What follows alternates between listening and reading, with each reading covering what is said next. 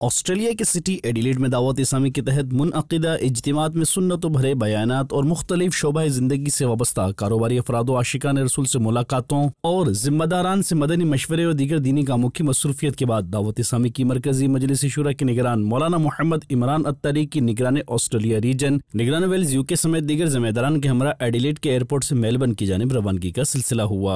Adelaide میں تھے 2 دن، ابھی ہم الحمدللہ میلبرن کی طرف جا رہے ہیں۔ It's a right to rectify the people. It's all over the world.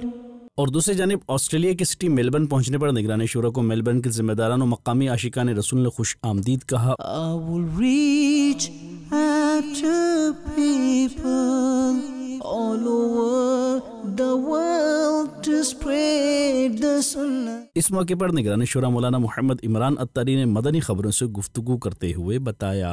Australia Sydney landing کے بعد پھر ہم ایڈیلیڈ میں تھے 2 دن، وہاں رہے الحمدللہ، اور آج میلبرن پہنچ چکے ہیں الحمدللہ۔ میلبرن کے ماشاءاللہ اسلام بھائی ایئرپورٹ پر لینے کے لیے آئے ہیں، اور اللہ نے چاہا تو چند دن میلبرن میں ہے، اور پورے آسٹریلیا کے ذمہ داران کا مدنی مشورہ بھی وہیں میلبرن میں ہی رکھا گیا ہے۔ اور پھر نگران شورا کی اسلامی بھائیوں کے ہمراہ ایئرپورٹ سے روانگی ہوئی۔